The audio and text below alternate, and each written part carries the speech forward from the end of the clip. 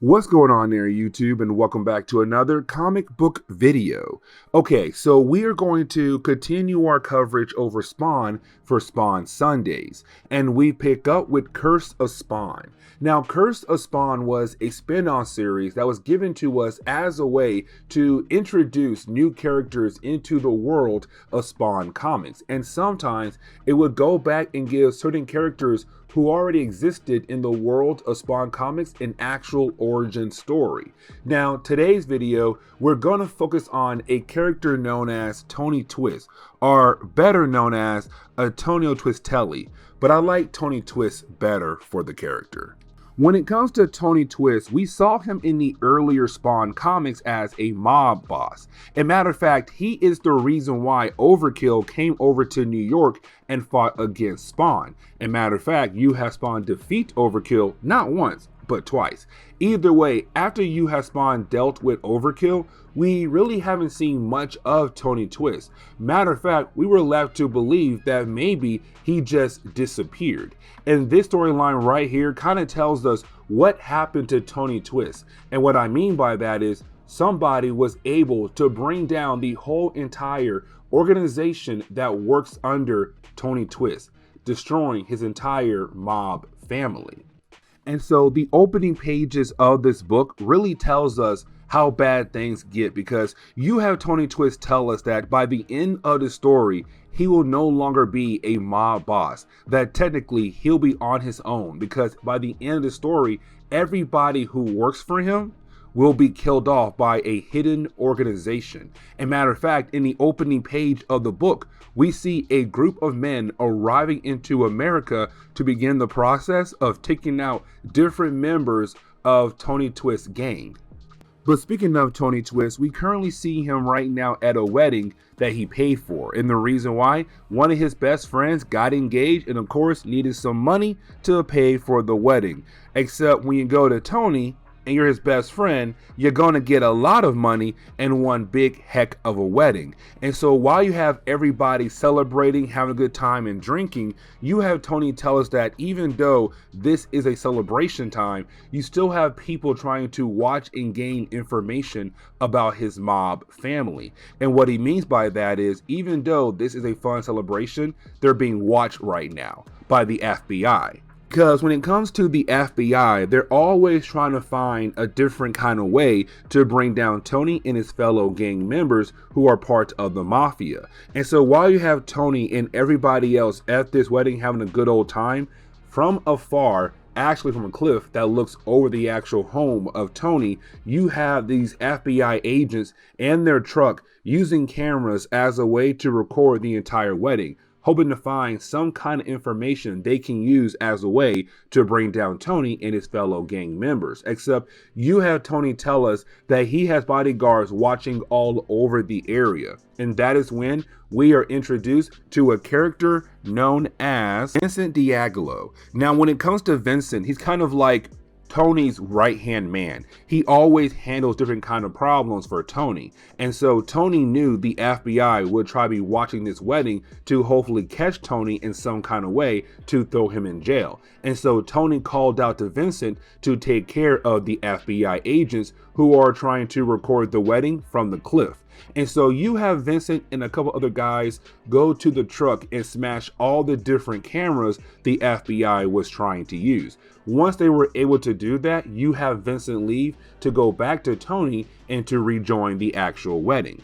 But this actually begins the process of us seeing the downfall to Tony's organization. And what I mean by that is, while you had the FBI agents so upset about the idea their cameras were smashed by fellow mafia members, well, that is when someone with a sniper takes out every single FBI agent who was in that truck. Just like that, bam, bam, bam, with a sniper. It is kind of like, okay, they want to make sure no kind of an American government knows that somebody is trying to take out Tony. And so to make sure, they took out the FBI agents there. But getting back over to the wedding, you have Tony and everybody else having a good old time. Matter of fact, you have Tony give some praise over to Vincent for handling the FBI agents. Now, while you have everybody having a good old time, well, there is a young boy at that wedding, and that young boy was playing with his ball. Now, the ball does roll away from him to a different area away from the actual wedding party.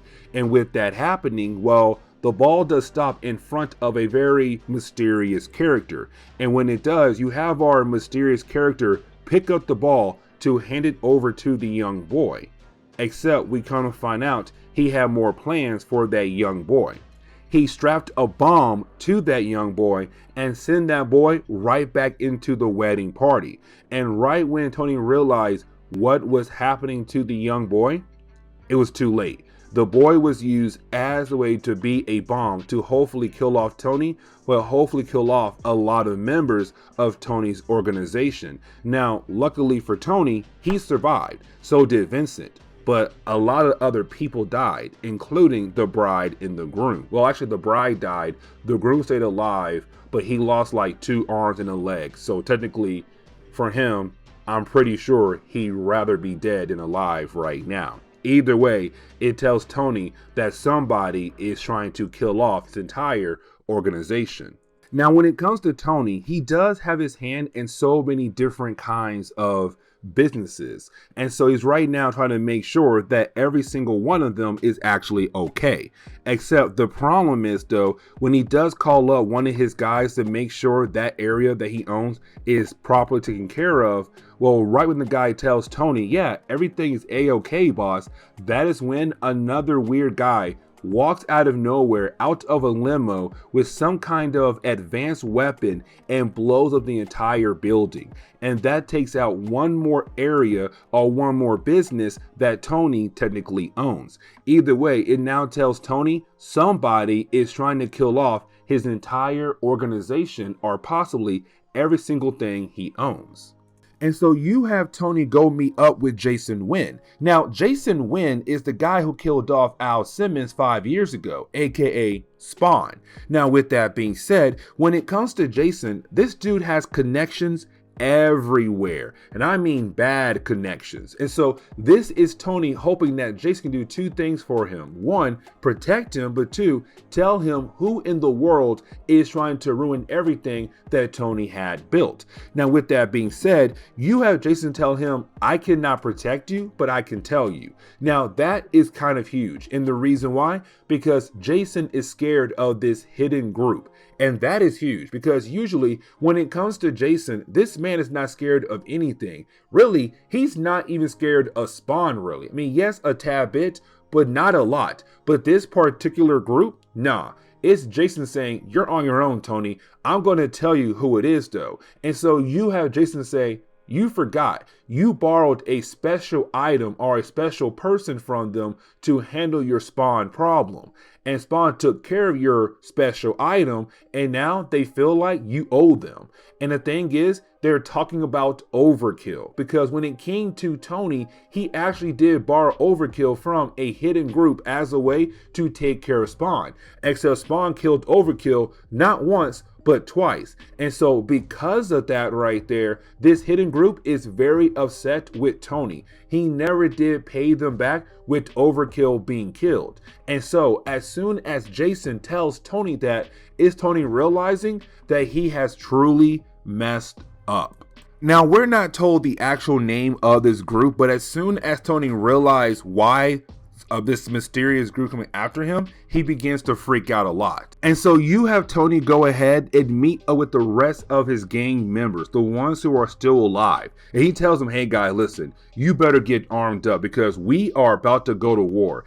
I'm telling you right now, this war is going to be one heck of a war because these guys do not play around. We might die, but the thing is, we could also possibly win because right now we have nothing to lose. And when you are a man with nothing to lose, that makes you even more dangerous. And so this is Tony hoping that he'll be able to protect his organization, but also take down his brand new enemies.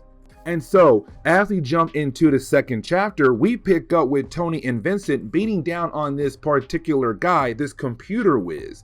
Now, the reason why I'm calling him computer whiz because this was the 1990s. This guy was really great with computers, and he was able to get any kind of information that you were looking for. Now, with that being said, though, when it comes to Tony and Vincent, they want to know, where are the assassins hiding at? The ones who are going around killing off different members of Tony's group. Now, at first, the guy does not want to help out Tony nor Vincent, except when they said, we'll smash your prize computer, homeboy's all like, you know what? Let me go ahead and help you out. Now, here comes the problem though, because as soon as homeboy tries to locate the assassins, well, that is when he realized they have been detected and some kind of attack is coming their way. And when I say some kind of attack, I mean this attack is coming from space, from a satellite. Yes, you heard that right.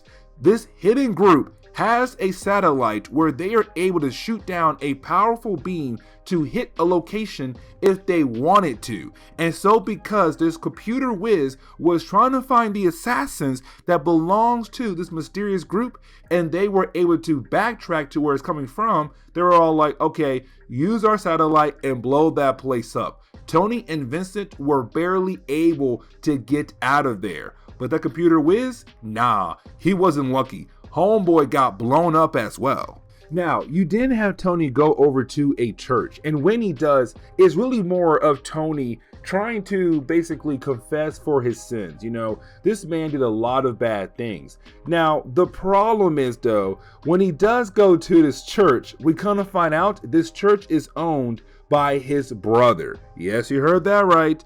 Tony does have a brother, and that would be Bernardo. Now, when it comes to Bernardo, he's very upset with Tony. Matter of fact, he says, you are a disgrace to the family's name. And he begins to just wail on Tony. He's kind of like, I don't like you. The family hates you. You are a horrible person. I wish you were dead. Like, this dude is just letting everything out when it comes to his hatred towards his brother Tony. But apparently it's well deserved. Now, we do pick up with Vincent, the right-hand man of Tony, and you have Vincent trying to find the actual assassins. Now, apparently, he was able to get a location, some kind of limo company that actually is being used as a hideout for this assassin group. And so you have Vincent go inside to hopefully find this group and to basically take them down. Now, when him and his men go inside, they don't find anybody at first, except after a while, they do find one particular person. It is a lady, and she is one of the assassins who are going around killing off the different members of Tony's group. Now, when it comes to this assassin, well, Homegirl is able to take down most of the men that came with Vincent. Now, it does come down to her and Vincent, and when it does look like Vincent will be able to kill her off or to hopefully get some kind of information from her, she's actually saved by one of her fellow assassins when he blows up the building. Now, you would believe that Vincent would be dead, but Vincent's alive and well. He is able to pull himself out of that building to live another day. But getting back over to Tony and his brother Bernardo, you have Bernardo tell us, the readers, what particular group is coming after Tony. Now, we come to find out it's not really because of, well, overkill. They're coming after Tony for another reason. See, this group is known as the Vatican Secret Police, better known as the VSSP. They're the world's most powerful organization, and they're coming for someone in his organization, Tony's, because this person belongs to the Order of Knights Templar, and they are trying to convert Spawn into a believer. The thing is, they have a member inside Tony's group who is working with Tony the entire time to hopefully find Spawn. And so you have Bernardo tell Tony the VSP is not really coming after you. They're coming after Vincent, your right-hand man. But the thing is, they don't care who they kill to get to their target. That means if they have to, they will destroy your entire organization to get to Vincent, to kill him off, because he is a Templar. And so you have Tony freak out even more. Now, you have Tony want to go ahead and commit suicide. He wants to kill himself. He feels like his entire life is over, except that is the moment where right when he's about to pull the trigger to kill himself, he is confronted by a character known as Curse.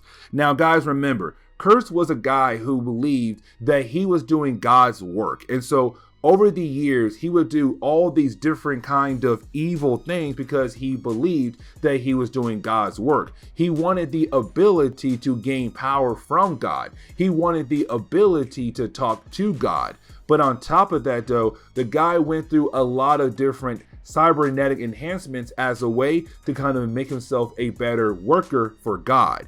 Either way, it's him coming to Tony to say, I can help you with your particular problem. And so as we jump into the final chapter for today's video, we do pick up with Tony and Curse talking about making a deal with one another. And of course, that deal is that when it comes to Curse, he knows the location of where the assassins are hiding out at in New York City. And once Tony is able to get that information and deal with the assassins, then he has to pay Curse back in some kind of way. Now, when I say pay him back, I don't mean money. Matter of fact, Curse wants information as well. And so it's Curse saying, I have information that you need and you have information that I need. And so you have the two men agree to work together, and then you have Curse hand Tony the actual location of where the assassins are hiding out at. But getting back over to Vincent, we see him currently trying to patch himself up after being pulled out of that building that had exploded. Now, with that being said, we get the chance to see his tattoo that tells us that he is part of the Templars. Now, while trying to fix himself up, that is when he is confronted by Cagliostro. Now, remember, Cagliostro is one of those characters we're still kind of learning about. And what I mean by that is, we know nothing about this character at all. Matter of fact, every single time he appears, we do learn a tad bit more about the character, but truthfully, that is it. Either way, we kind of find out he does have connections with the Templars as well, and he's wondering why in the world is Vincent here in New York City. And you have Vincent tell Cagliostro that he is here for Spawn, to hopefully convert Spawn into a believer. Now, with all that being said, you have Cagliostro warn Vincent to warn the other Templars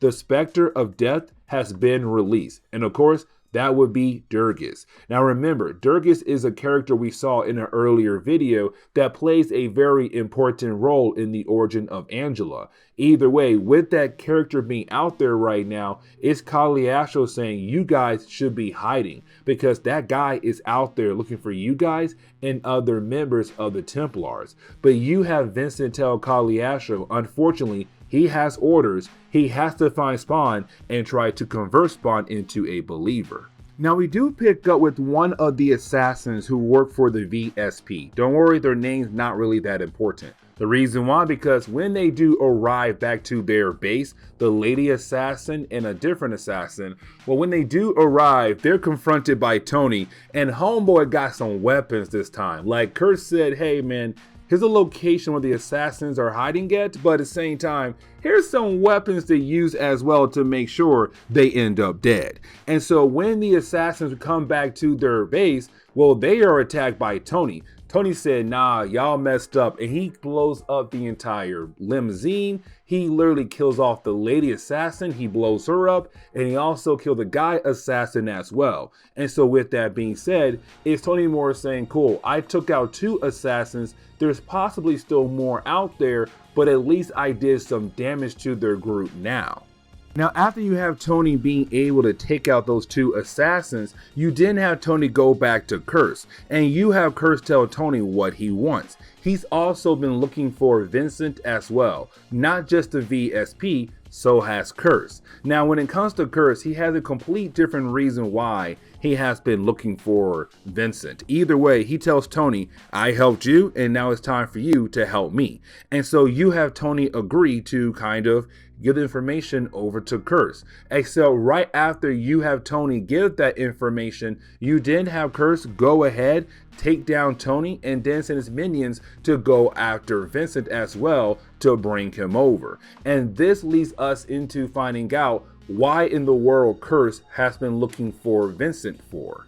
Now, this is where the book kind of wraps up very quickly. And what I mean by that is because when it comes to Kurtz, we kind of find out the reason why he wants Vincent, because he believes that Vincent has and holy armor. So with Vincent being part of the Templars, who's also kind of doing God's work and trying to convert Spawn into a believer, is Kurtz believing that when it comes to members of the Templars, they have some kind of holy armor. And so this is Kurtz trying to get the holy armor out of Vincent's body and add it to his own body. Now, this is just another sign of Kurtz just going too far and trying to do God's work. Because right now this man is breaking apart Vincent's body as a way to hopefully find some kind of armor to add to his own. And once he does, he's hoping to find a way to activate it. Now, while you have Kurtz doing that, well, then we come to find out the members of the VSP have found out where Kurtz was hiding at, and they got word that he has Vincent. And they have been trying to find Vincent as well. And so it does lead into a battle between Kurtz and also the VSP. Now, when it comes to Tony, earlier he was grabbed by the minions of Kurtz and being kept as a hostage, but he was able to begin the process of breaking free. And so while you have Kurtz fighting against the VSP, you have Tony getting the heck out of there with the last few men of his group that's still alive. Now, the story does end with technically come to find out the VSP failed to grab Vincent. He died thanks to the surgery that Kurtz was doing on Vincent. And Tony was able to get away, but he was seriously injured. And so we're left to believe that currently Tony is just trying to heal up after going through so much in his story arc, but at the same time being put on the back burner for a character to be used down the road. But you also have Kurtz realizing that when it comes to the members of the Templar, they don't have some kind of holy armor. And so he did all of this for basically nothing. And this is where we are going to end today's comic book video. So please leave me a like down below and subscribe. But guys, see y'all next time. Later.